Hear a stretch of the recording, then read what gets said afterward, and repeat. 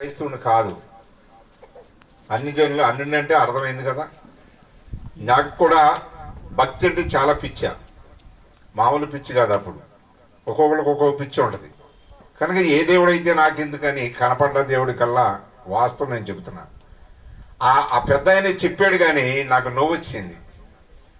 దేవుడు ఏంటి మాట్లాడుతాం ఏంటి, దేవునితో మనమే మాట్లాడాలి కదా, మనతో దేవుడు మాట్లాడుతాం ఏంటి అని హేళన చేశాను. ఖచ్చితంగా 23వ తారీఖు చెప్పాడు ఉదయం, 25వ తారీఖు ఆకాశం నుండి ఒక వెలుగు నన్ను ప్రకాశింపజేసి నా మీదకి వచ్చింది. ఆ రాత్రి దేవుడు నాతో మాట్లాడారు. దేవుని స్వరం వింటూ నేను దేవుణ్ణి ప్రత్యక్షంగా చూడటం అదే మొట్టమొదటిగా. ఇది కలగాదు, దేవుడు లేడు దయ్యం లేడు అని పాట పాడుకుంటూ ఉన్న టైంలో రాత్రి 11 గంటల టైంలో నాకు దేవుని యొక్క వెలుగు ఆ ఆకాశం నుండి నా మీద ప్రకాశించడం చూశాను. ఏంటి పైనుండి వెలుగు వస్తుంది ఏంటో అనుకునేవాడు నేను. ఎందుకంటే చెప్పాలని దేవుడు నాకు బయలుపరుస్తున్నారు, మాట్లాడుతున్నాను మీతోటి. కనుకనే ఆ వెలుగు మొత్తం నా లారీలో నేను పడుకున్న సాటుకి వచ్చింది, నన్ను దర్శించింది. కొంత సమయం తర్వాత ఆ ముసలైన రూపంలో దేవాది దేవుడు యేసుక్రీస్తు ప్రభువారు తలకి ముళ్ళ కిరీటం, చేతిలో ఒక కొంకి కర్ర, గొర్రె పిల్లని తీసుకున్న లారీ దగ్గరికి వచ్చి డోర్ కొడతా ఉన్నాడు. డోర్ కొట్టి ఏమంటున్నాడంటే, అయ్యా డోర్ తీ, నేను నీ లోపలికి వచ్చి నీతో మాట్లాడాలంటున్నాడు. నేనేమంటున్నానంటే, అయ్యా పైనుండి వెలుగు ఏదో ప్రకాశించి నా మీద, నేను లేచి తీయటానికి కూడా నాకు శక్తి లేదు, కోల్పోయి ఉన్నాను అన్న. ఆయన డోర్ తీసుకుని లోపలికి వచ్చాడు. ఆయన తల నుండి ఏకదాటిగా రక్తం కారుతూ ఉంది. నేను అంటున్నాను, నా బండిలో 2,50,000 రూపాయలు ఉంది, వాండర్ నేను చెప్పుకోగలను. కనుక మిమ్మల్ని ఈ వయసులో ఎవరినేమన్నారు మీరు పెద్దయినా నాకేం తెలియట్లేదు. కనుక నేను బాగు చెబితే తీసుకుపోతా పదండి మిమ్మల్ని అని నేను అంటున్నాను. అమాయకంగా మాట్లాడుతున్నావు, నువ్వు నన్ను బాగు చేసేంత గొప్పోడు కాదంటున్నాడు ఆయన. ఇదేంటండి ఇట్ట మాట్లాడుతున్నారు, అసలు ఈ రక్తం ఏంటి, ఒళ్ళంతా చిన్న క్లాత్ కట్టుకున్నారు, పెద్ద షర్ట్ ఏమైంది, లుంగి ఏమైంది, లేదా పంచి ఏమైంది, ఇవన్నీ నేను అడుగుతున్నాను.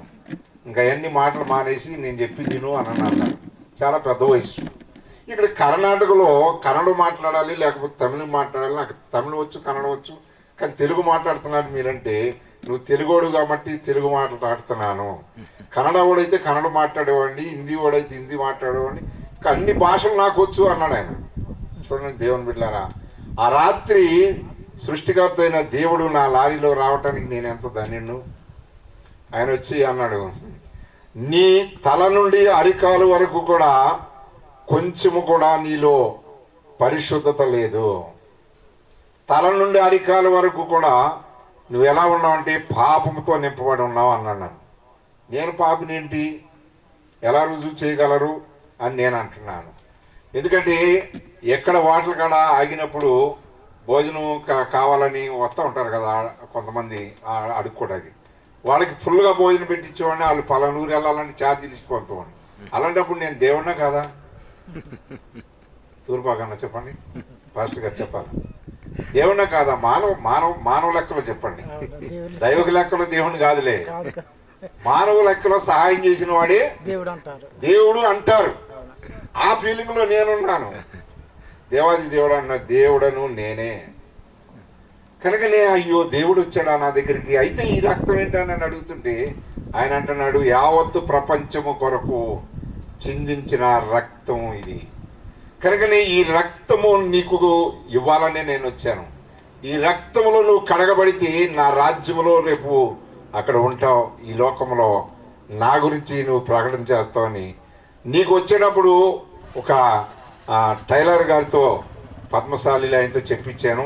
కానీ నువ్వు మూర్ఖత్వంగా ఏం చేసావు, ఆయన మెడకాయ కూడా నేను పట్టుకున్నాను అనమాట, గట్టిగా కోడిపిల్లలు పట్టుకున్నాను. ఆయన ఏమన్నాడంటే, నరహత్య చేసిన వాడు నరకానికి వెళ్తాడు, నరహత్య చేయబడిన వాడిని నేను స్వర్గానికి వెళ్తా, ఏం పర్లేదు తమ్ముడు చంపే అన్నాను. ఇంత బతికి ఏదో అంటారు కదా సామెత, అలాగా ఇంత భక్తి చేసి, ఇంత పూజలు చేసి, ఇంత పునస్కారం చేసి, ఇన్ని చేసినప్పటికీ కూడా నేను నరకానికి పోతే ప్రయోజనం ఏంటి? అసలు ఈయన జోలికి పోయి ఈయన చంపి నేను నరకానికి ఎందుకు వెళ్ళాలి? ఎందుకు వచ్చింది బాబు నీకు, నాకు అవసరం లేదు, వెళ్ళిపో అన్నాను. ఆయన అన్నాడు నిలబెట్టి లారీ ముందు ప్రార్థన చేశాడు. ఏం ప్రార్థన చేశాడంటే, ఈయన రక్షింపబడాలి, నీకు సాక్షిగా నిలబడాలి. చూడండి, ఆ మాట చెప్పేసరికి నాకేందో లోపల భయము మొదలైంది. ఈయన ప్రార్థన చేస్తుండగానే నాలో వణుకు ప్రారంభమైంది.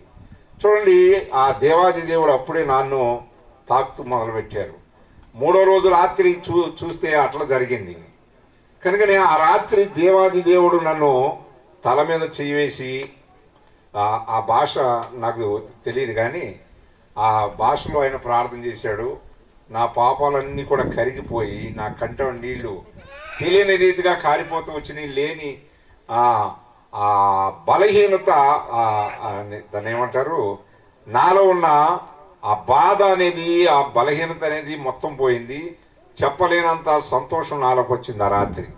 ఇంకా అక్కడి నుంచి కూడా నేను పొందిన సంతోషం అందరికీ చెప్పాలి అనేది నా కోరిక. తెల్లవారుజామున 5 గంటలకి, 5 గంటల వరకు చాలా పెద్ద స్టోరీ, 5 గంటల వరకు ఉన్నారు, అదంతా చెప్పాలని టైం చాలదు. కానీ కనుకని ఆ రాత్రి ఆయన నాకు చేసిన అద్భుత కార్యం, 5 గంటలకి నాకు ఎవరైతే సువార్త చెప్పారో ఆయనకే ఫోన్ చేశాను. ఫోన్ చేస్తే ఆయన అన్నాడు, దేవుడు ఏంటయ్యా రావటం ఏంటయ్యా, అసలు నువ్వేం చెబుతున్నావు, నీకేం తెలుసా అని అన్నాడు. తెలవటం ఏంటన్నా అని ఈ స్టోరీ అంతా చెప్పాను. ఇంకేం చెప్పారు చెప్పు అన్నాడు. వాక్యం చూపించారన్నా, నాకైతే తెలియదు కదా, నీకు తెలుసు నాకు బైబిల్ ఉండి కాదు, నాకు బైబిల్ పెట్టి తెలియదు.